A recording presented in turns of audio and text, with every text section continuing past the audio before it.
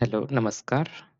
आज हम देखेंगे चैप्टर नंबर 3 एसएसटी के अंतर्गत और उसमें जो इको वाला पोर्शन है, इकोनॉमिक्स वाला जो पोर्शन है, आर्थिक विकास की समझ, उसमें चैप्टर नंबर 3 देखेंगे मुद्रा और साख वाला। करेंसी जिसमें बताया गया है कि कौन-कौन सी करेंसी होती है, आज के समय में कौन-सी करेंसी है, पहले कैसे सिस्टम हुआ करता था और हम क्रेडिट हम पढ़ेंगे। इसी में हम बैंक का जो सिस्टम होता है उसको भी समझने का प्रयास करेंगे। बहुत आसान सा एक चैप्टर हम देखने जा रहे हैं। तो सबसे पहले जो क्वेश्चन आता है आपका इसमें वो है बार्टर सिस्टम के बारे में। किसके बारे में? Barter system. आसान सा क्वेश्चन आता है एक बार्टर सिस्टम के बारे में। तो होता क्या है ये देखो बार्टर सिस्टम। हिंदी में क्या बोलते हैं इसको? वस्तु विनिमय। हिंदी आसान सा है। वस्तुओं का क्या हो रहा है? एक्सचेंज हो रहा है। देखो, एक इंसान है ये इसको अपन क्या बोल सकते हैं ए और ये है एक दूसरा जिसको अपन बोलेंगे बी। इसके पास गेहूं है और इसके पास में क्या है हथौड़ा है, कोई लोहे का सामान है इसके पास में या कोई दूसरी वस्तु हो सकता है। क्या करेंगे? क्या करेंगे? ये इसको देगा और ये इसको देगा। बार्टर। वस्तु। वस्तु एक दूसरे को इसमें दिया जा रहा है। वस्तु का क्या हो रहा है? एक्सचेंज हो रहा है। ये हथौड़ा देगा और बदले में ये इसको गेहूं दे देगा। एक वस्तु के बदले दूसरी वस्तुओं को दिया जाएगा। यानी ऐसा विनिमय जिसमें वस्तुओं का आदान-प्रदान होता है। किसी प्रकार की कोई करेंसी नहीं है, वस्तु ही है इसमें सब कुछ। जो तुमको चाहिए वो लेके आओ और मैं आपको दूसरी वस्तु दे दूँगा। एक के बदले दूसरी वस्तु मिल जाएगी। आसान सा है वस्तु विनिमय बार्टर सिस्टम। ये देखो आप चित्र। ये देखिए इसमें ये ब्रेड है और इधर अंडे हैं। आप इधर ब्रेड लेके आइए, मैं आपको अंडे दे दूँगा। आसान सा है देखो, ब्रेड और अंडे इनका क्या हो जाएगा एक्सचेंज। एक्सचेंज हो रहा है ना इधर देखो ये हो रहा है और ये हो रहा है, इनमें एक्सचेंज हो जाएगा। अब देखो, पुराने समय में जब मुद्रा नहीं थी तब लोग अपनी ज़रूरत की चीज़ पाने के लिए अपनी वस्तु दूसरों को देकर उनके पास से दूसरी वस्तु लेते थे और यही प्रक्रिया क्या कहलाती है? वस्तु विनिमय कहलाती है। इसी को कहते हैं अपन बार्टर सिस्टम। मेरे पास कोई वस्तु है, एक वस्तु दूसरे के पास है, जो मेरे को चाहिए मैं उसके पास जाऊँगा और देखूँगा कि ये मेरे को जो पसंद है वस्तु उसके पास है कि नहीं। जैसे मेरे पास गेहूँ है, ये एक पेन है, तो मैं जाऊँगा और मेरे को किसकी आवश्यकता है? गेहूँ की आवश्यकता है और मैं क्या दे दूँगा उनको? पेन दे दूँगा खूब सारे कि पेन ले लीजिए और बदले में मुझे गेहूँ दे दीजिए। इस सिस्टम में क्या हो रहा है? इस व्यवस्था में क्या हो रहा है? वस्तुओं का आदान-प्रदान हो रहा है। सबसे प्रारंभिक अवस्था यही है जहाँ पर कोई भी मुद्रा करेंसी नहीं हुआ करती थी, रुपए ये सब नहीं थे, सोना-चांदी कुछ भी नहीं था उस समय। एक वस्तु के बदले दूसरी वस्तु को खरीदा और बेचा जाता। एक के बदले दूसरा। आगे देखो आप, यह सबसे पुरानी लेन-देन की प्रणाली सबसे पुरानी है। एक्सचेंज जो है सबसे पुरानी व्यवस्था कौन-सी है? Barter system. वस्तु विनिमय प्रणाली कौन-सी है? सबसे पुरानी व्यवस्था है। आदिम ज़माने की व्यवस्था है। आज की नहीं है, बहुत पुरानी व्यवस्था है ये। इसमें लोग वस्तु के बदले वस्तुओं का आदान-प्रदान करते हैं। आसान-सी है। In this system people exchanged goods for goods. वस्तु के बदले वस्तु एक दूसरे को देते रहते थे। एग्जाम्पल देखो कितना अच्छा है। यदि एक किसान के पास में गेहूँ है, एक किसान के पास में क्या है? गेहूँ है और उसे क्या चाहिए? सूज चाहिए। क्या चाहिए उसको? सूज। उसको चाहिए सूज। तो वह किसके पास में जाता है? एक मोची के पास में जाता है। किसके पास जाता है? एक मोची के पास में जाता है जो जूते बनाता है। मैं तुम्हें गेहूँ दूँगा, बदले में तुम मुझे क्या दे दो? जूते दे दो। मोची को गेहूँ नहीं चाहिए बल्कि कपड़ा चाहिए तो ये विनिमय नहीं हो पाएगा। एक्सचेंज कब हो पाएगा? आदान-प्रदान कब होगा? जब मेरे पास क्या है गेहूँ, उसके पास जूते और मेरे को क्या लेना है? मेरे को क्या लेना है? मेरे पास गेहूँ है और मेरे को यदि जूता लेना है तब मैं किसके पास जाऊँगा? मोची के पास जाऊँगा कि गेहूँ ले लीजिए और आप मुझे शूज़ दे दीजिए, जूता दे दीजिए। लेकिन समस्या हो रही है यहाँ पर। आपको उस व्यक्ति को ढूँढना पड़ेगा कि उसके पास में उसको ये चाहिए कि नहीं चाहिए। जैसे मेरे पास गेहूँ है, अपने को उस व्यक्ति को ढूँढना पड़ेगा कि उसको क्या चाहिए? गेहूँ चाहिए और उसके पास क्या होना चाहिए? उसके पास होना चाहिए शूज़। इसके बिना तो ये सिस्टम काम ही नहीं करेगा। समस्या पता चल गई? सर नहीं पता चली समस्या। देखो फिर से समस्या देखो। देखिए समस्या क्या है? 2 व्यक्ति है ए और बी। 2 प्रकार के व्यक्ति हैं। इसके पास में क्या है? बाजरा ही सोचते हैं, गेहूँ क्यों सोचे? बाजरा अच्छा होता है। और इसके पास में क्या है मान लेते हैं कोई कपड़ा है। इसके पास में कपड़ा। ये कौन है? मैं हूँ। मेरे पास क्या है? बाजरा। तो मुझे एक ऐसे व्यक्ति को ढूँढना पड़ेगा जिसके पास में क्या हो? कपड़ा भी हो और उसको क्या चाहिए? बाजरा चाहिए। ऐसे व्यक्ति को ढूँढना क्या आसान है क्या? नहीं आसान है। मेरे को जो चाहिए वो उसके पास होना चाहिए और उसको जो चाहिए वो मेरे पास होना चाहिए। ये सबसे बड़ी समस्या है इस बार्टर सिस्टम की। हमें एक ऐसे व्यक्ति को ढूँढना है जिसके पास में वह वस्तु होनी चाहिए जो मेरे को चाहिए और मेरे पास कौन-सी वस्तु होनी चाहिए? वह वस्तु जो उसको चाहिए। ये ढूँढना आसान नहीं है ना? यही क्या है इसकी सबसे बड़ी प्रॉब्लम है। तो इस स्थिति में दोनों व्यक्तियों की आवश्यकताएँ मेल नहीं खा रही है, इसी को कहते हैं डबल कोइंसिडेंस ऑफ वांट्स। क्या कहते हैं? आवश्यकताओं का दोहरा संयोग। संयोग होना चाहिए, कोइंसिडेंस होना चाहिए कि जो मेरे को चाहिए अपने को मिल जाना चाहिए कि उसको भी वही चाहिए। मेरे पास जो है उसको वो चाहिए, जो उसके पास में वो मेरे को चाहिए। ऐसा क्या होना चाहिए? कोइंसिडेंस होना चाहिए, संयोग होना चाहिए। ये आसान नहीं होता। सबसे बड़ी समस्या पता चल गई? डबल कोइंसिडेंस चाहिए, आवश्यकताओं का दोहरा संयोग। डबल है मैं और वो। जो उसको चाहिए वो मेरे पास होना चाहिए, जो मेरे को चाहिए वो उसके पास होना चाहिए। ऐसा लग आसान नहीं है। यही क्या है सबसे बड़ी समस्या इस सिस्टम की। तो जब 2 व्यक्तियों की ज़रूरतें एक-दूसरे से मेल खाती है तभी विनिमय संभव है और अगर मेल नहीं खाए तो वस्तु विनिमय नहीं हो सकता। जैसे किसान को जूते चाहिए लेकिन मोची को गेहूँ नहीं चाहिए तो लेन-देन नहीं होगा। ये पूछा जाता है डेफिनेशन क्या होता है? डबल कोइंसिडेंस ऑफ वांट्स क्या होता है? ये आपको देखना पड़ेगा। ओके? ये आपको लिखना पड़ेगा उसके अंतर्गत।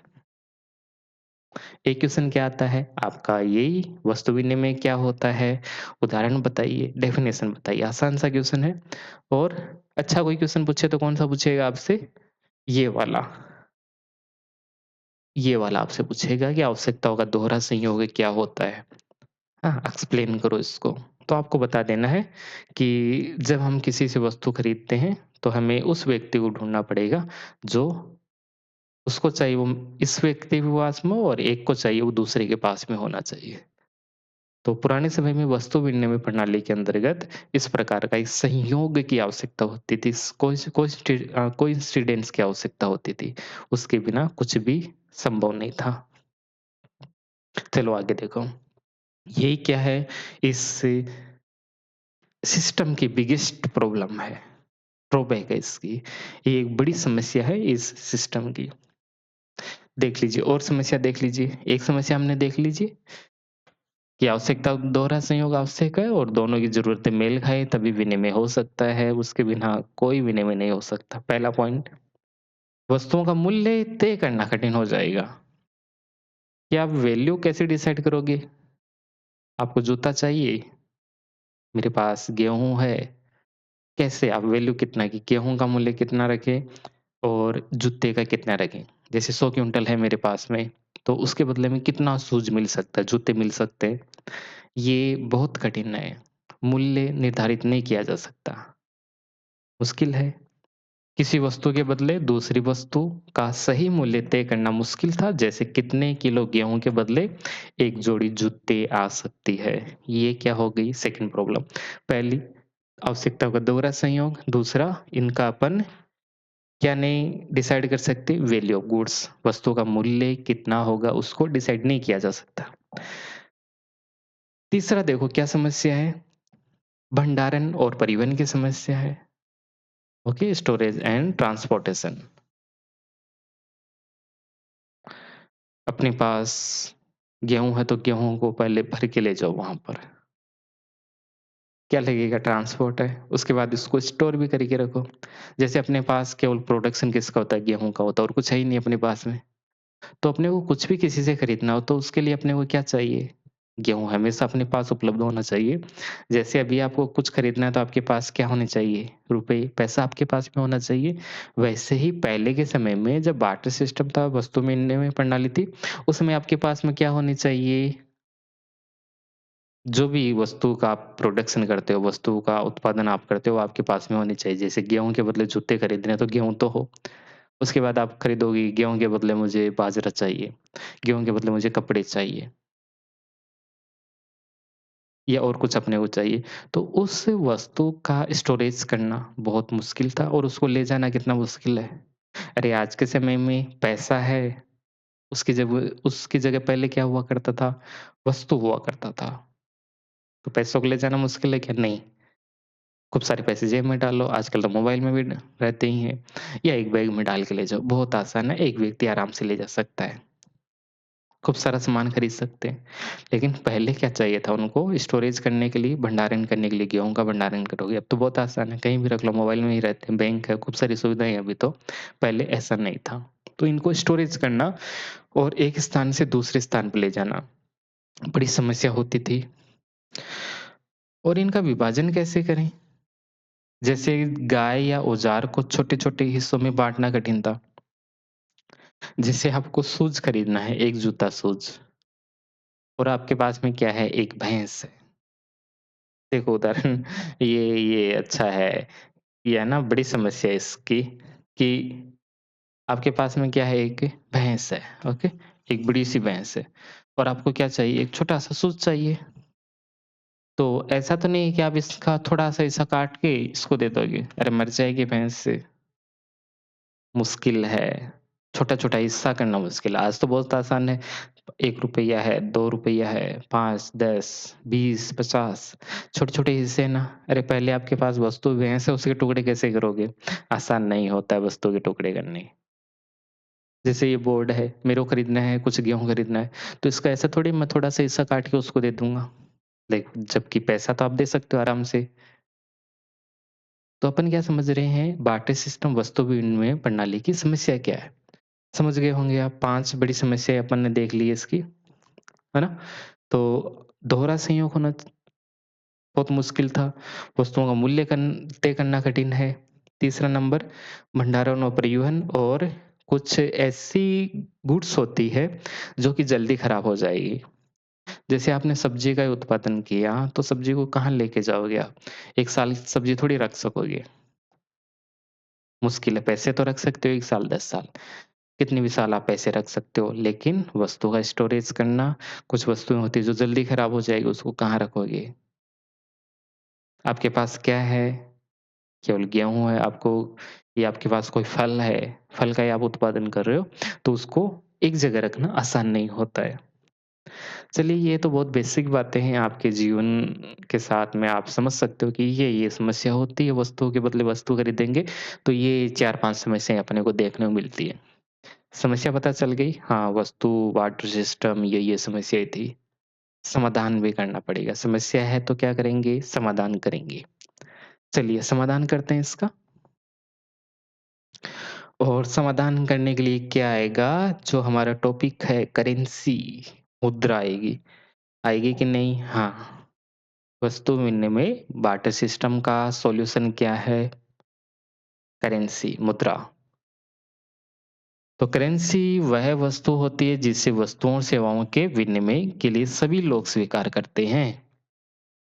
Money is the any item or medium that is accepted by everyone for the exchange of good and services. Currency क्या होती है? वह होती है जिसको सभी लोग स्वीकार करते हैं। किस बात के लिए? कोई भी आपको वस्तु चाहिए, कोई भी आपको सेवा चाहिए। जैसे हम आपको क्या दे रहे हैं, कोई सर्विस दे रहे हैं, उससे हम क्या करेंगे आपसे पैसे माँगेंगे कि ये है, हमारी क्लासेज़ है, इसके बदले में आपको इतने पैसे देने पड़ेंगे। तो आप हमें क्या दोगे? पैसे दोगे। हम आपको क्या देंगे? सेवा। हो रहा है ना एक्सचेंज? ठीक है। मेरे पास में पेन है, आप दुकान के पास में दुकान जाओगे, आपके घर के पास जो भी शॉप की वहाँ जाओगे दुकान, आप खरीदोगे सामान। सामान लिया आपने, चाय लिया, चीनी लिया, किताबें ली और आपने बदले में क्या दे दिया? उसको पैसा दे दिया। तो करेंसी क्या है? जिसके माध्यम से अपन गुड और सर्विसेज़ खरीद सकते हैं। समझ गए? और इसको सभी लोग एक्सेप्ट करते हैं, सभी लोग क्या करेंगे? स्वीकार करेंगे, ऐसा नहीं है कोई मना कर दे, नहीं, भारत सरकार की है ये करेंसी, कोई मना नहीं कर सकता। मुद्रा कौन जारी करता है भारत में? सर, भारतीय रिज़र्व बैंक जारी करती है। उसके ऊपर कौन-सी अथॉरिटी? इंडियन गवर्नमेंट है। तो भारतीय रिज़र्व बैंक आरबीआई है, वो क्या करेगी? करेंसी जारी करेगी और वो गारंटी देगी कि इसको ये मैं जारी कर रहा हूँ, मेरे है ये, मैं आपको भरोसा देता हूँ कि आप इसको स्वीकार करो, आप मना नहीं कर सकते। भारत में रहने वाला कोई भी व्यक्ति करेंसी लेने से मना नहीं कर सकता कि ये ₹50 भारत के हैं, हम नहीं लेंगे। कोई मना नहीं कर सकता। जेल में थोड़ी जाना है उसको। तो सभी लोग उसको स्वीकार करते हैं।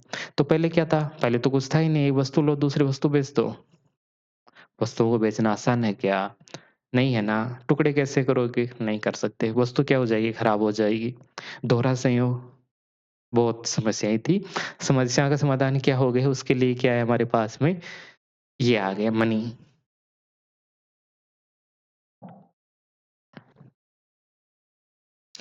तो आपकी जो करेंसी है लेन-देन को क्या बना देती है? बहुत आसान बना देती है। कितना आसान है?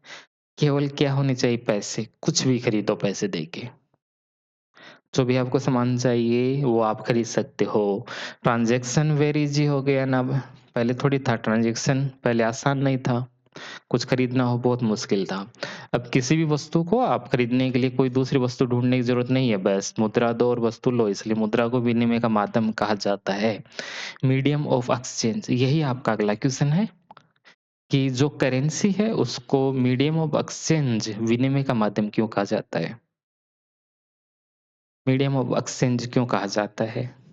बताओ क्यों कहा जाता है? सर, ये भी कोई बात हुई क्या? ये कोई क्वेश्चन थोड़ी है। क्वेश्चन है, आप सोचोगे ये क्या आ गया? यही आता है क्वेश्चन। एग्ज़ाम में यही आपको मिलता है। मीडियम ऑफ एक्सचेंज विनिमय का माध्यम है मुद्रा कैसे? क्या ये भी बताना पड़ेगा क्या? विनिमय का माध्यम है, मीडियम ऑफ एक्सचेंज कैसे है करेंसी? देखो आप, मीडियम कैसे है?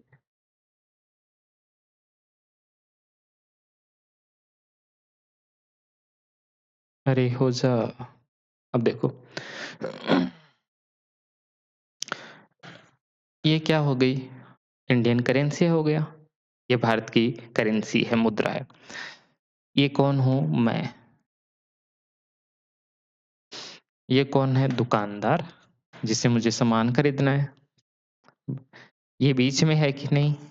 हाँ सर, बीच में तो है, इसको अपन क्या कहते हैं? माध्यम। मेरे पास क्या होना चाहिए? ये मेरे पास है और मैं क्या दे दूँगा? इसको दे दूँगा। ठीक है? ये मेरे को क्या दे देगा? जो मेरे को चाहिए वस्तु, वो मेरे को ये दे देगा। इसको मैंने ले लिया। क्या हुआ? एक्सचेंज है ना, मीडियम ऑफ एक्सचेंज, एक के बदले दूसरे। अरे मीडियम ऑफ एक्सचेंज हुआ कि नहीं? हो गया, विनिमय का माध्यम है। क्या? करेंसी। इसके माध्यम से आप किसी से भी सामान ले सकते हो और बेच भी सकते हो। जैसे मेरे को कुछ बेचना है, किसी को कुछ खरीदना है तो ठीक है, पैसे दीजिए, मैं आपको सामान दे दूँगा। मेरे पास खूब सारा सामान है, किसी को चाहिए, तो मैं उसको ये थोड़ी देखूँगा कि उसके पास कोई सामान है कि नहीं, बदले में दूसरा। सीधी-सी बात है, पैसे दे दीजिए भाई और सामान ले लीजिए। पैसे के बदले सामान, बदले में, एक्सचेंज में क्या दे रहे हैं? पैसा। एक्सचेंज में क्या दे रहे हैं? पहले क्या देते थे? वस्तु देते थे। अब क्या दे रहे हैं? पैसा। करेंसी हम दे रहे हैं। मुद्रा हम दे रहे हैं, पैसे हम दे रहे हैं। तो पैसे क्या हो गए हमारे लिए? एक्सचेंज ऑफ मीडियम, विनिमय का क्या हो गया? माध्यम हो गया। समझ गए? इतनी सी बात है। ये आपको अच्छे से याद कर लेना है कि मीडियम ऑफ एक्सचेंज कैसे है? गुड्स और सर्विसेज को अपन जब भी खरीदते हैं इसके माध्यम से अपन खरीद सकते हैं। विनिमय का माध्यम goods of medium of exchange, medium किसका है? एक्सचेंज का। इसको याद कर लेना। अब है आपका अगला क्वेश्चन आता है एग्जाम में कि हमें करेंसी क्यों चाहिए? अभी तो पढ़ा हमें क्यों चाहिए? अभी एक पॉइंट तो अपन ने देख लिया, ये क्या है? किसका? मीडियम है एक्सचेंज का। तो इसके माध्यम से आप क्या खरीद सकते हो? कोई भी वस्तु खरीद सकते हो। जैसे कोई भी अपने सामान खरीदना है, कोई अपनी सर्विसेज़ अपने को खरीदनी है तो आप खरीद सकते हो। अपने को जो ये समस्या थी उसका समस्या का समाधान कौन करता है? बार्टर सिस्टम की जो प्रॉब्लम थी, पहला हेडिंग क्या हो जाएगा अपना कि आपको करेंसी क्यों चाहिए, मुद्रा क्यों चाहिए? हाँ सर, पहला पॉइंट तो आसान सा है कि हमारी जो प्रॉब्लम थी पहले वाली, किसकी? वस्तु की, क्योंकि वस्तु के बदले वस्तु दीजिए, वो समस्या का समाधान हो गया। तो उस समस्या के समाधान के लिए अपने के पास क्या होना चाहिए? मनी। हाँ, ये तो बहुत आसान सा पॉइंट है। दूसरा पॉइंट क्या है इसमें फिर? दूसरा है अपने को कुछ खरीदना है। क्या? कोई भी वस्तु और सेवा, गुड्स एंड सर्विसेज, कोई भी आपको खरीदना है, क्या देंगे? पैसे दीजिए, सामान लीजिए, खरीद सकते हैं आराम से। चलो 2 पॉइंट हो गई। तीसरा है लेन-देन और व्यापार के लिए, लेन-देन और व्यापार के लिए, ट्रांज़ैक्शन एंड ट्रेड, लेन-देन और व्यापार करने के लिए, बिज़नेस अपने को करना है, ट्रेड करना है, कुछ खरीदना है, कुछ बेचना है, उसके लिए क्या करेंगे? पैसे। बहुत आसान सा है, कुछ नहीं है इसमें। ट्रांज़ैक्शन करना है, ट्रेड करना है, उसके लिए पैसे काम करेगा। और अपनी जो करेंसी है व्यापार आसान और तेज़ कर देता है। टिक, टिक, टिक, जो आपको चाहिए हम आपको यहीं से प्रोवाइड करवा देंगे ऑनलाइन टिक, टिक करके। आपके पास वीडियो जाएँगे, आप हमें पैसे भेजोगे, आप देख सकते हो वीडियो। बहुत सारी यूट्यूब पर क्लासेज़ होती है, वो आप देख सकते हो। आपको नोट्स चाहिए ऑनलाइन आप मँगवाओगे, पैसे दोगे, तुरंत आ जाएगा। कुछ खरीदना है मार्केट जाओगे, पैसे दोगे, खरीद लोगे। ट्रेड, व्यापार बहुत ज़्यादा होता है इससे, आसान हो गया ट्रेड करना। और क्या हो सकता है? एक है, ये भी बहुत ज़रूरी है आपके लिए कि इससे अपन सेविंग एंड इन्वेस्टमेंट, बचत और निवेश कर सकते हैं। बचत यानी पैसे बचाना, आपकी कमाई ₹100 हैं, उसमें से आप ₹20 बचा रहे हो। बचाना मतलब सेव करना, सेविंग, बचत करना। तो पहले आपके पास मान लेते हैं 20 बोरी गेहूँ हो गई और आपके पास में चाहिए आपको 15, आप काम में ले लोगे। कुछ खरीदना है 15 में 5 आपको क्या करनी है सेविंग। 5 गेहूँ की बोरी हम रखेंगे, कैसे रखोगे? खराब हो जाएगी वो तो। गेहूँ की बोरी आसान नहीं होता उसको स्टोर करना। सेविंग क्या करोगी गेहूँ की बोरी पता है 2 साल में वैसे ही खराब हो जाएगा ये तो। लेकिन पैसे खूब सारे पैसे आइए बैंक में डाल दो। क्या करना आसान है? सेविंग करना आसान है। और क्या कर सकते हैं? इन्वेस्टमेंट कर सकते हैं। पैसे अपने अपने पास बहुत सारे इकट्ठा हो गए, कहीं अपने को कुछ खरीदना है, 1 बोरा भर के 2 पैसा का, मोबाइल में ट्रांज़ैक्शन कर दो, ये है 5 लाख रुपीज़ उसको भेज दिए, हमने खूब सारा सामान ले लिया। कुछ खरीदना है, ज़मीन खरीदना है, उसको चेक हमने काट दिया, 1 करोड़ रुपए का, ये लो, ये अपनी ज़मीन हो गई।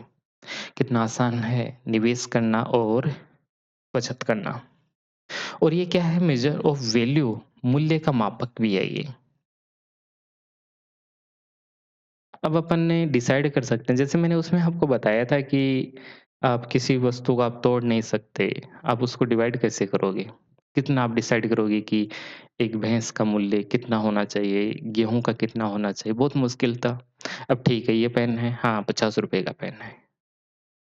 चीनी लानी है, चीनी का मूल्य डिसाइड कर दिया ₹50। तो दूध है 50-60 रुपए 70 किलो, किताब अपने को चाहिए हाँ, सॉरी लीटर में दूध ₹100, ₹50, 60, 70, ₹80, 40, 50, 60, 70, ₹80। किताब आपको चाहिए ₹100 की किताब हो गई, ये किताब है आपको ₹100 की मिलेगी। जैसे आपको एनसीईआरटी की किताब खरीदनी है, तो उसका मूल्य हो गया ₹100, ₹100 में आप उस वस्तु को आराम से खरीद सकते हो। इससे वस्तुओं की तुलना करना आसान हो गया, कोई समस्या नहीं और भविष्य के लिए आपको पैसे जमा करने वो भी आसान है। कोई इमरजेंसी आ गई, तो उसमें भी आप मुद्रा को यूज़ में कर सकते हो, इमरजेंसी आ गई, पैसे चाहिए आपको। आसान है सब काम, इससे करेंसी के कारण, मुद्रा के कारण सब काम आसान हो गए।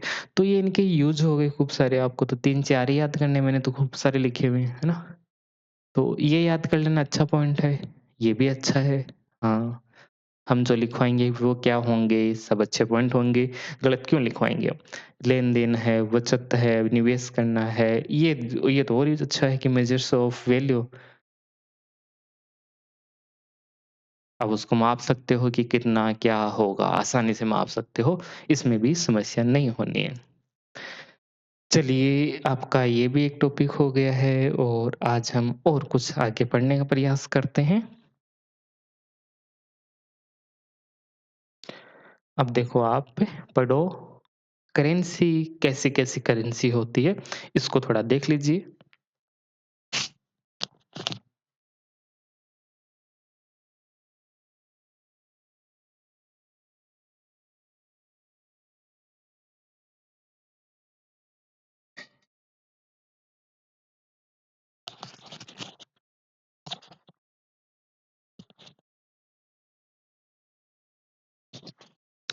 तो आज के समय में कौन-कौन सी करेंसी काम आती है, वो हम देखेंगे। लिखा हुआ ना आधुनिक यानी आज के समय में मॉडर्न फॉर्म्स ऑफ मनी कौन-कौन से इसके आपको कौन-कौन से रूप देखने को मिलते हैं?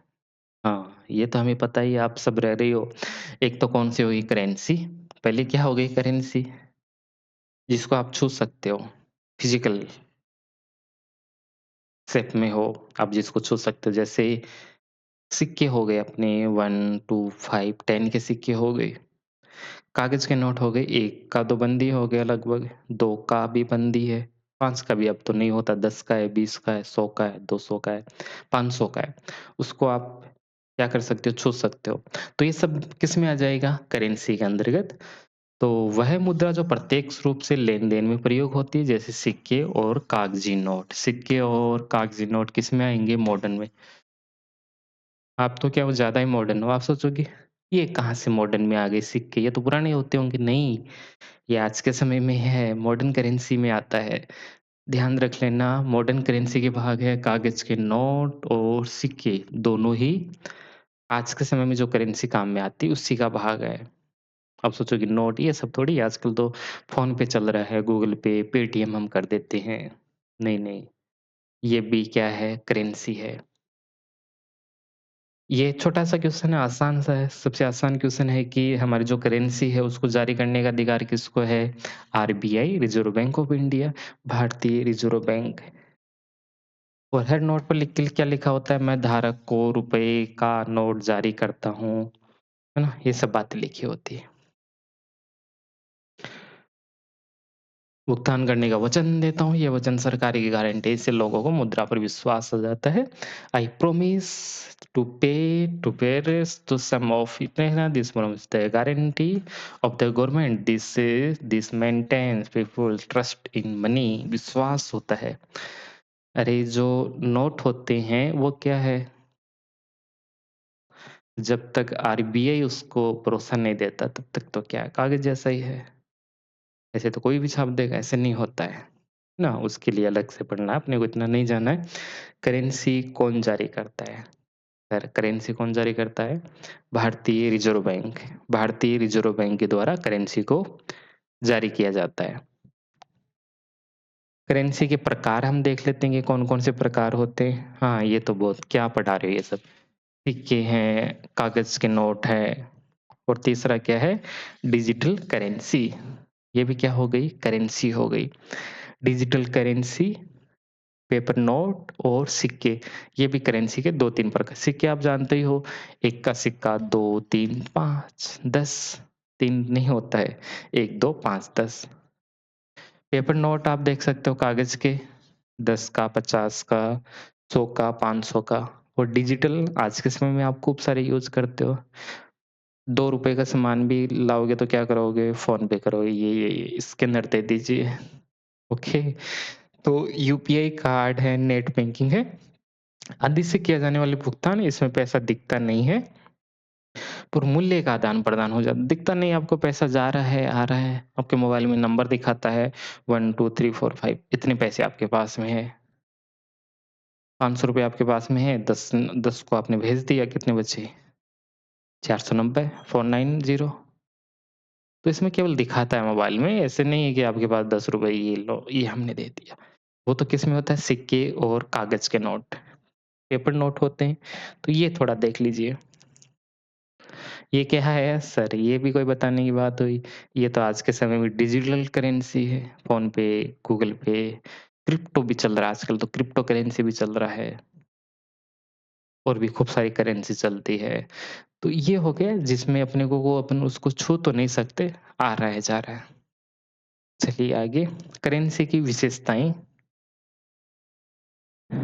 तो इसको कौन जारी करता है? सर इसको तो हमने भी पढ़ा, रिज़र्व बैंक ऑफ इंडिया इसको जारी करता है। आरबीआई भारतीय रिज़र्व बैंक इसको जारी करता है। तो गारंटी कौन दे रहा है? जैसे ये 500 का नोट है,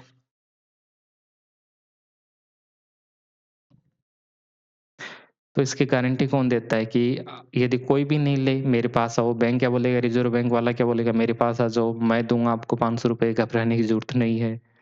तो ₹500 ₹500 कौन दे रहा है? आपको बैंक देगा, ज़रूर आपको बैंक देगा। कैसा भी नोट हो आप बैंक में दीजिए, तो आपसे वो ले लेगा। तो गारंटी दे रहा है सरकार कि ये नोट है मैं जारी कर रहा हूँ, ₹500 का सामान ले लीजिए, कोई नहीं लेता तो आप मेरे पास आ जाइए, मैं आपको ₹500 दे दूँगा। और क्या विशेषता यूनिवर्सली एक्सेप्टेड है ये, सब लोग इसको स्वीकार करते हैं, सब लोग स्वीकार करते हैं, ये भी है। इसको छोटे-छोटे हिस्सों में बाँटा जा सकता है।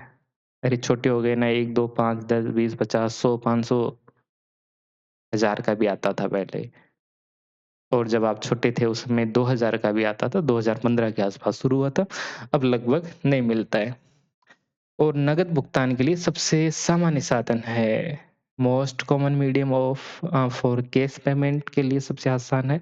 तो ये सब करेंसी है, इसको आप देख लीजिए आसान से पॉइंट है, कुछ भी नहीं है, पढ़ने लायक कुछ भी नहीं है इसमें। बस थोड़ा-सा देख लोगे तो आप आराम से हो जाएगा। 2-4 बातें लिखनी है ही क्या इसमें? चलिए, अब हम देखते हैं मॉडर्न जो हम पढ़ रहे हैं करेंसी, उसके अंतर्गत दूसरा। पहला आपने देख लिया करेंसी जिसमें अपन ने देखे सिक्के 1 टू 5 उसके बाद हमने देखे कागज़ के नोट, उसके बाद हमने डिजिटल मुद्रा, ये तो एक भाग हो गया। दूसरा भाग है करेंसी का, उसको अपन बोलते हैं सॉरी मॉडर्न जो करेंसी है उसका एक दूसरा पार्ट है डिपॉज़िट इन बैंक, बैंक में जमा धन। ये भी क्या होता है करेंसी होता है, मनी होता है ये भी। क्या होता है मनी पैसा होता है आपका। तो अधिकांश लोग अब अपना पैसा बैंक में जमा कराते हैं क्योंकि यह सुरक्षित रहता है और इस पर ब्याज भी मिलता है। बैंक में रखा ये पैसा ही जमा धन कहलाता है। याद रहेगी परिभाषा? याद रहेगी? हाँ सर, बिल्कुल याद रहेगी। हम कोई बेकार थोड़ी हैं, हम तो अच्छे हैं, हमें याद रहेगा। Bank is called deposits.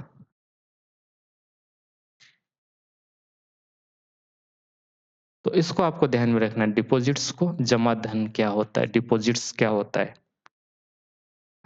ये है ना बहुत आसान बात है कि लोग बैंक में पैसा जमा करा रहे हैं क्योंकि ये सुरक्षित रहता है और इस पर ब्याज भी मिलता है। बैंक में रखा ये पैसा क्या कहलाता है? डिपॉज़िट यानी जमा धन। हिंदी में आएगा जमा धन को परिभाषित कीजिए। वह पैसा जो हमारे द्वारा बैंक में जमा करवाया जाता है, उसी को अपन क्या कहते हैं? डिपॉज़िट्स यानी जमा धन उसको कहते हैं।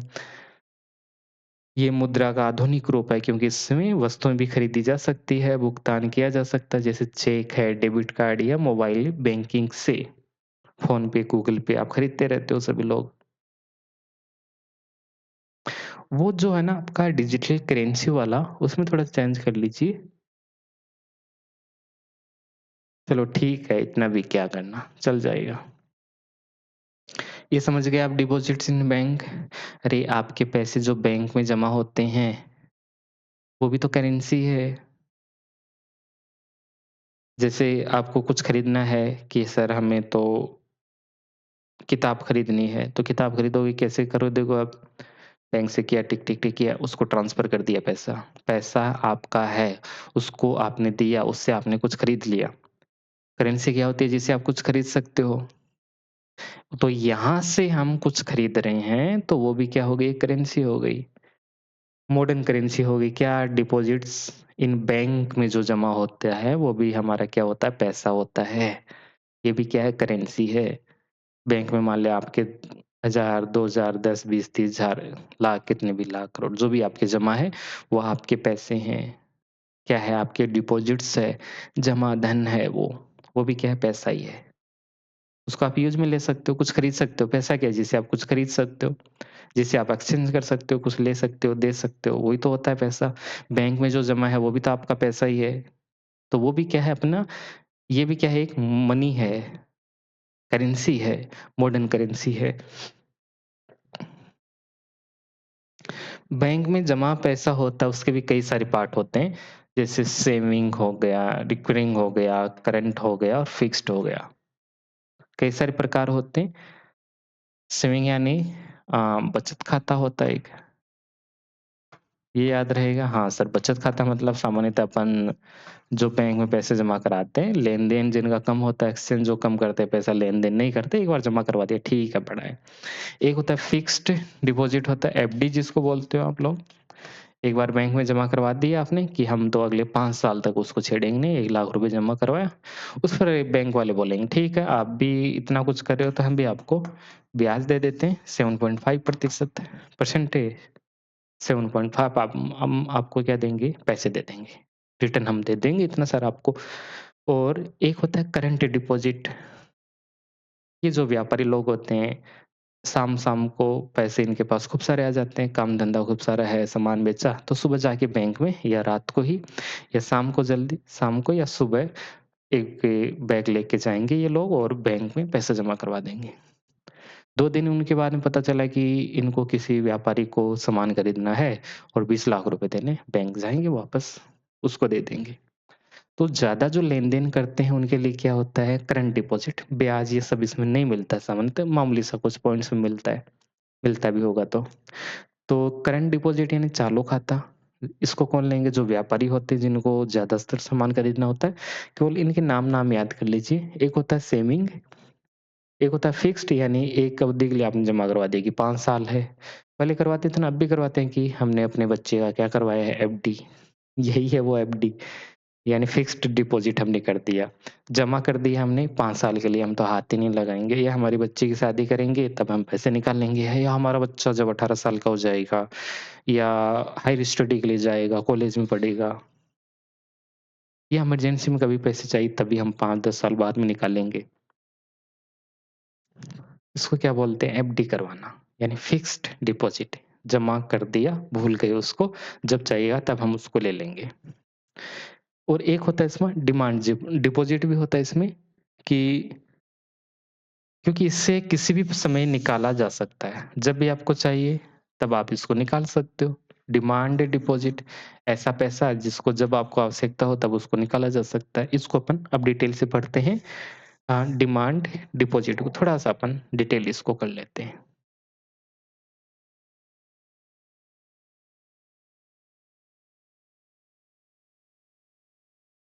डिमांड डिपॉज़िट ये आपका अलग से क्वेश्चन आता है। डिमांड डिपॉज़िट क्या होता है?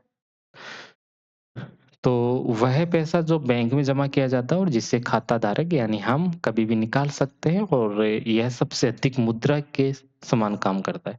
ये भी किसके समान काम करता है? करेंसी के। In bank that's account and that account holders can withdraw at any time यानी पैसा किसी भी समय निकाला जा सकता है। बैंक में आपके पास में पैसे हाँ सर है। एटीएम चाहिए, कार्ड उसमें डालिए, पैसा निकाल लीजिए। कितना निकाल सकते हो? सर हमें तो खूब सारे निकालने नहीं, उतने ही निकालोगे जितने आपके पास में पैसे होंगे। एटीएम ऐसा नहीं कि कार्ड में डाला, हमने लगा दिया 10000 लगाते जा रहे हैं और वो फेंक देगा पैसा, ऐसा नहीं है। जितना आपका पैसा जमा है, उतना ही वो आपको देगा। जितना आपने जमा करवाया उसको आप निकाल सकते हो। इसी को अपन क्या कह रहे हैं डिमांड डिपॉज़िट। इसकी डेफ़िनेशन पूछी जाती है एग्ज़ाम में। इसको थोड़ा ठीक से आप तैयार कर लीजिए कि डिमांड डिपॉज़िट क्या होती है। तो वह पैसा जो हम जमा करवाते हैं उसको हम कभी भी निकाल सकते हैं। बैंक में जो डिपॉज़िट किया उसकी हम डिमांड कभी भी कर सकते हैं।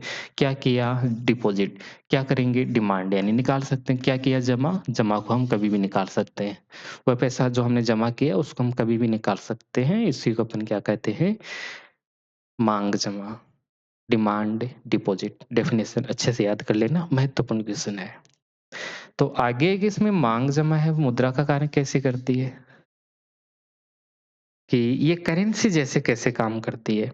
आपकी जो डिपॉज़िट है ये करेंसी जैसे कैसे काम कर रही है? तो ये भी कोई बताने की बात हुई क्या? सर बता दीजिए कुछ हम भी पढ़ लेंगे। देखो इसमें क्या होता है कि आपके जो पैसे बैंक के अंतर्गत है किसके हैं? सर मेरे हैं और आपको कुछ खरीदना है जैसे आप बड़े से मॉल के अंतर्गत गए, शॉपिंग सेंटर गए और वहाँ पर आपको कोई कपड़े पसंद आ गए, आपने खरीदे 2000 के कपड़े। पैसे आप देखोगे जेब में तो पैसे नहीं हैं। फिर उसको आप क्या करोगे अपना कार्ड दे दोगे। बोलो इसमें से काट लीजिए। वो पिन नंबर माँगेगा, टिक-टिक करेगा आपसे, पैसे ले लेगा, 2000 रुपए कट जाएँगे। करेंसी क्या काम करती है? सामान खरीदने के। बैंक में जो पैसे हैं वो क्या काम कर रहा है? सामान खरीदने के। बात तो एक ही है। क्या पढ़ रहे हैं? माँग जमा मुद्रा का काम क्यों करती है? क्योंकि इससे अपन कुछ भी खरीद सकते हैं, पेमेंट कर सकते हैं। बिजली का बिल भरना है, टिक, टिक, टिक। बिजली का बिल हमने भर दिया, कोई समस्या नहीं है। किसी की फीस जमा करवानी है, डायरेक्ट उसको पैसे भेज दिए। कितने भेज सकते हैं? जहाँ तक अपनी बैंक के अंतर्गत होते हैं, उन पैसों को अपन भेज सकते हैं। ये भी एक आसान काम है। सभी लोग स्वीकार करते हैं और करेंसी को भी सभी लोग स्वीकार करते हैं। हाँ, बिल्कुल करते हैं। ये लेन-देन का सरल बनाती है। ब्याज भी मिलता है, सिक्योर भी है और सुविधाजनक भी। काफ़ी आसान सा है ये तो। ऐसे पॉइंट है ना आपको पढ़ाने ही नहीं चाहिए, क्योंकि आप तो काफ़ी मॉडर्न हो और मॉडर्न करेंसी हम पढ़ रहे हैं, मनी हम पढ़ रहे हैं, करेंसी अपन पढ़ रहे हैं, तो ये सब बहुत आसान हो गया आपके लिए। बस थोड़ा-सा ये जो वर्ड है ना थोड़ी-सी, इनके जो बेसिक्स है, इनको थोड़ा तैयार कर लीजिए। बहुत आसान चैप्टर है ये भी। Why demand deposit act like money यानी आपने जो पैसे जमा करवाए बैंक के अंतर्गत वो एक मनी पैसे की तरह कैसे काम करता है। आपने जो डिपॉजिट करवाया बैंक के अंतर्गत वो पैसे की तरह काम क्यों करता है कि जिस तरह अपन पैसा आपके पास जो रुपए हैं, मालिक सिक्के हैं आपके पास में ₹100 का, आपके पास नोट है, उससे आप दुकान के पास गए और आपने 2 किलो चीनी ले ली। ठीक है, ले लिया। उसके बाद में आप फिर दुकानदार के पास गए, आपके पास कोई पैसे नहीं है, आपने मोबाइल लिया, स्कैन किया, टिक-टिक ₹100 लगाए, उसको ग गए उसके बाद उसने सामान दे दिया। बात तो एक ही है। बात क्या है? एक ही बात है।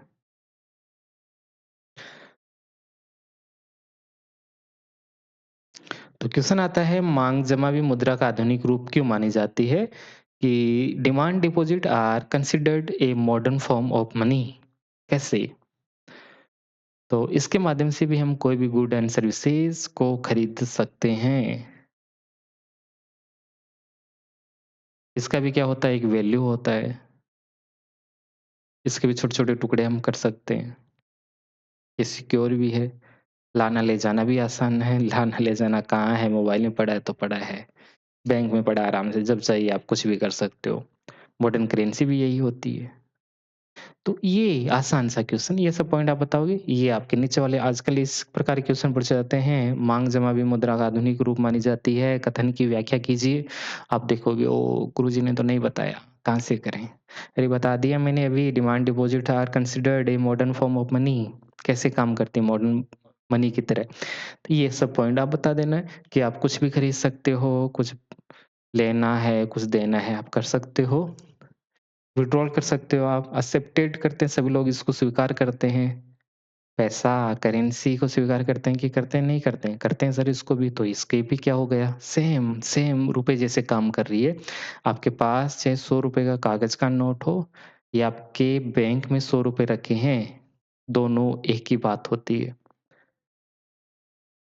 तो दोनों पॉइंट आपको अच्छे से याद कर लेना है।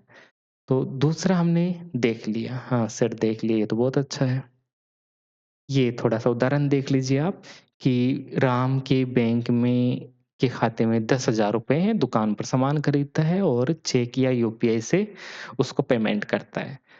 पैसा उसके खाते से सीधे दुकानदार के खाते में चला जाता है बिना नगद लेन-देन के। कुछ नहीं है। अभी के लोग इसको स्वीकार क्यों करते हैं? Why is money accepted? लोग इसको स्वीकार क्यों करते हैं? क्यों स्वीकार करते हैं? सरकार ने बोला है भई स्वीकार कर लो, नहीं करोगे तो जेल में डाल देंगे। क्यों स्वीकार करते हैं? ऐसे मत लिख देना सर ने बोला है कि नहीं स्वीकार करेंगे तो जेल में डाल देंगे, ऐसे नहीं है। मुद्रा क्या है जिसको सभी लोग स्वीकार करते हैं क्योंकि इसके साथ में सरकार का भरोसा होता है। ये भारतीय रिज़र्व बैंक के द्वारा जारी की जाती है और ये सरकार भरोसा देता है कि आप इसको लेन-देन में काम में लीजिए। कोई समस्या आई तो मैं आपको दूँगा इतने रुपए, आप घबराओ मत। क्यों स्वीकार करते हैं? सरकार का भरोसा है। किसका भरोसा है? सरकार का। रिकॉग्नाइज़ कौन करता है इसको? सरकार करती है। गारंटी दे रही है, गारंटी। वारंटी नहीं है, क्या है? गारंटी है ये। इसे हर जगह स्वीकार किया जाएगा। ये सर्वमान्य विनिमय का माध्यम है। ये समाज में मूल्य की एक समान इकाई देता है।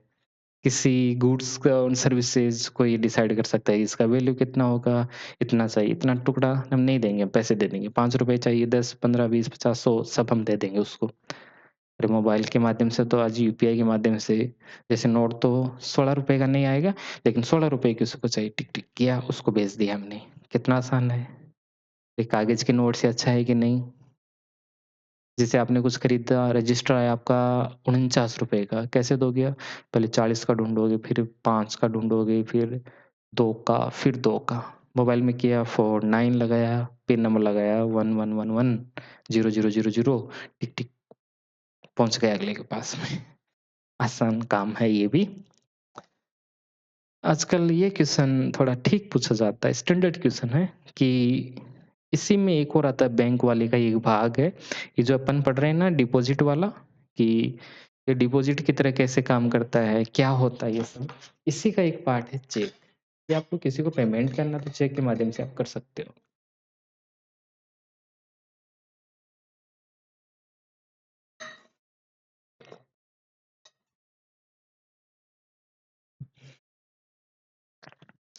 राजस्थान बोर्ड में भी ये क्वेश्चन आ चुका है, सीबीएसई में भी ये क्वेश्चन आ चुका है कि शानदार क्वेश्चन बनाते हैं इस चैप्टर से आप, उसको हवा नहीं लगेगी एक बार तो।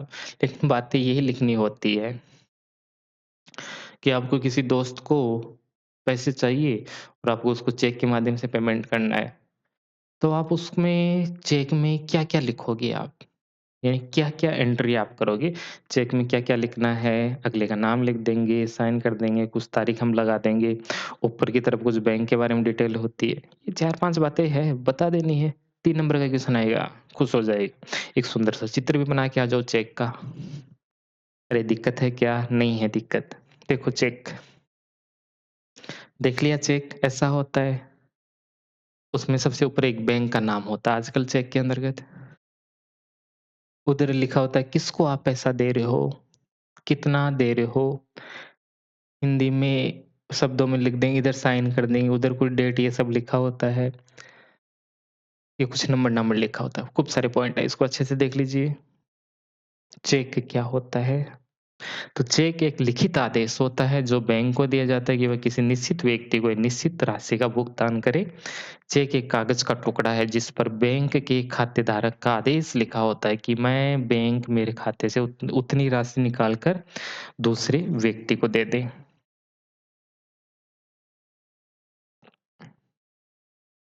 होता क्या-क्या है इसमें?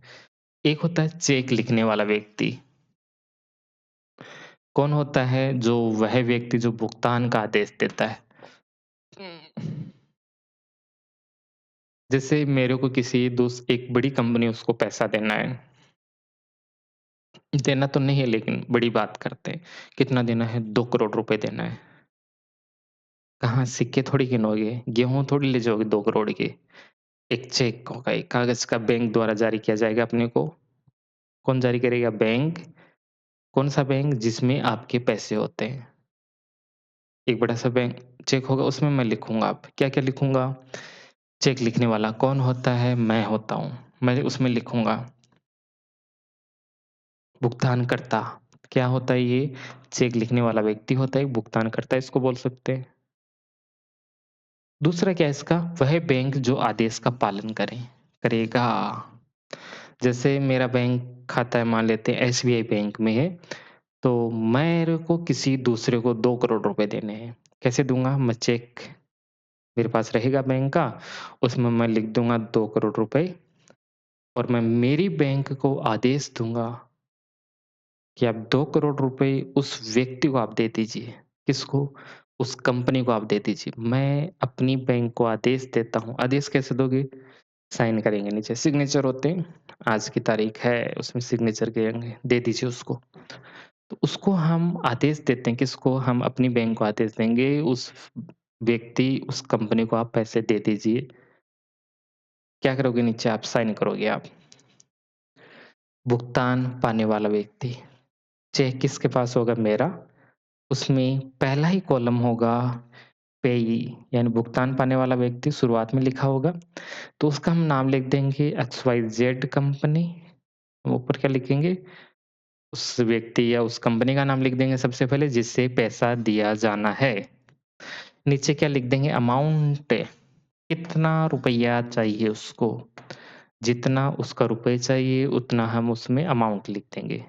2 करोड़ 2 सीआर आगे क्या लगाएँगे? Only, only 2 crore. लास्ट में मात्र लगाना ज़रूरी है, ओनली हम इतने ही दे रहे हैं, नहीं तो अगला लिख लेगा 2 करोड़ 50 लाख रुपए। हम आगे क्या लिख देंगे? मात्र। मात्र कितना देना है? ओनली 2 लाख। आगे इसमें क्या लिखना होता है? डेट और सिग्नेचर।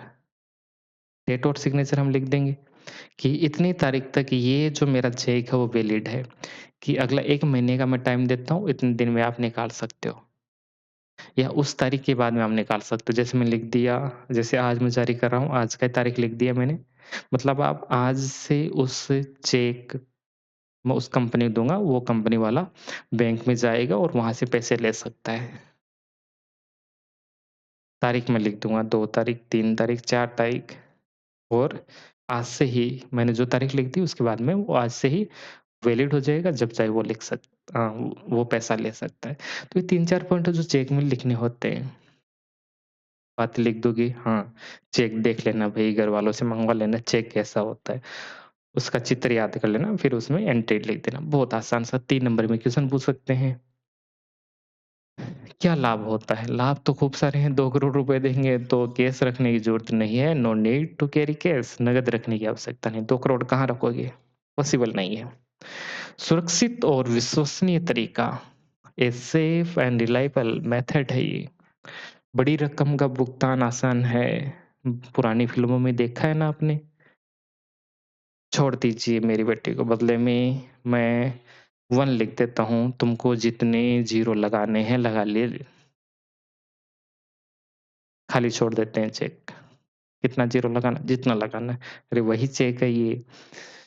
व्यापारिक लेन-देन के लिए उपयोगी और चोरी या गुम होने का डर कम है। क्या चोरी होगा?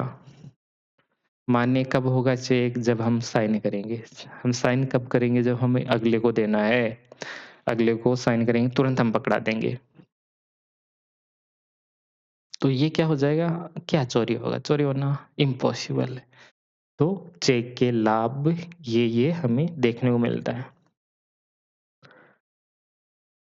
अब है relation between cheque and demand deposit, कि मांग जमा और चेक का क्या संबंध होता है। मांग जमा क्या होती है? डिपॉजिट, जो आप बैंक में पैसे जमा करवाते हो उसको अपन क्या कहते हैं? डिमांड डिपॉजिट आप कहते हो।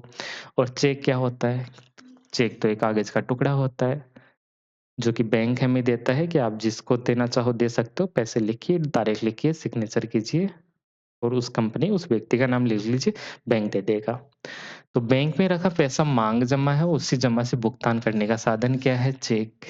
खूब सारे पैसे आपके पास में हैं, किसी दूसरे को देना है तो आप चेक के माध्यम से दे सकते हो, कोई समस्या नहीं है, चेक के माध्यम से अगले को आप पैसा दोगे। जब कोई व्यक्ति चेक लिखता है तो बैंक उसके खाते से उतनी ही राशि घटा देता है जिससे चेक दिया गया है उसके खाते में जमा कर देता है। जैसे मेरे खाते में है 5 करोड़ रुपए, छोटी बातें क्यों करें? अब मैंने किसी दूसरी कंपनी को दे दिए इसमें से 2 करोड़। अब आपके मोबाइल में कितना पैसा दिखाएगा आपके बैंक में? 3 करोड़ ही दिखाएगा, है ना? 3 करोड़ आपके दिखाएगा बैंक में अब, बाकी चला गया। चेक का खुद का थोड़ी पैसा होता है। आपके बैंक में यदि पैसा नहीं है तो चेक तो एक कागज़ का टुकड़ा है। चेक बाउंस होना जिसको बोलते हो, बैंक में आपके पैसे नहीं है। चेक जमा कराने गया कंपनी वाला, अरे! पैसे निकले, बाउंस हो गया, कैश कर देगा वो। तो चेक देने से पहले आपको क्या देखना है कि आपके बैंक में उतने पैसे होने चाहिए, जितने का आप चेक जारी कर रहे हो। ये पढ़ लेना, बहुत आसान सी बातें हैं। तो आपका डिपॉज़िट्स, डिमांड डिपॉज़िट एंड जो चेक है वो किसका काम करता है? किसका काम में? किसका काम करता है? आपके करेंसी की तरह काम करता है। चलिए ये आपका एक टॉपिक था करेंसी जो आपने पढ़ लिया। अब अपना एक टॉपिक रहेगा इसके अंतर्गत क्रेडिट। अ, लोन, क्रेडिट की हम बात करेंगे, किसानों की बातें करेंगे, कुछ और बैंक की हम बात करेंगे। और भी 1-2 पॉइंट्स हैं जिनको हम देखेंगे। एसएचजी हम देखेंगे इसके अंतर्गत, पिछले चैप्टर मैंने बोला था इसमें अच्छे से देखेंगे तो ज़रूर देखेंगे। अभी के लिए इतना ही। बैंक वाला समझ में आ गया होगा, एक क्वेश्चन आपका बैंक से आएगा और एक क्वेश्चन अभी जो हम पढ़ेंगे उससे आएगा। 2 क्वेश्चन आते हैं आपके। टॉपिक का नाम ही है ना, करेंसी, करेंसी से एक क्वेश्चन आ जाएगा और दूसरा करेंसी मतलब मनी एंड दूसरा क्या हो जाएगा क्रेडिट, मनी एंड क्रेडिट। तो दूसरा मुद्रा और साख दूसरा क्वेश्चन यहाँ से आ जाएगा आपका। नीचे वाला जो पोर्शन अपन पढ़ेंगे, क्या पढ़ेंगे? क्रेडिट हम पढ़ेंगे। साख जिसको बोलते हैं, ऋण, लोन जिसको अपन बोलते हैं, वो सब हम अगली क्लास में देखेंगे। अभी के लिए इतना ही। इन सब के नोट्स आपको लेने टेलीग्राम पर मिल जाएगा। एप्लीकेशन मैंने आपको बता दिया सुभाष सैनी के नाम से। प्ले स्टोर में आपको एप्लीकेशन मिल जाएगा, वहाँ भी आप पढ़ सकते हो, यहाँ भी पढ़ सकते हो। बस पढ़ो, इतना बता दिया, सफिशिएंट है। इसी को घुमा फिरा के क्वेश्चन पूछा जाता है।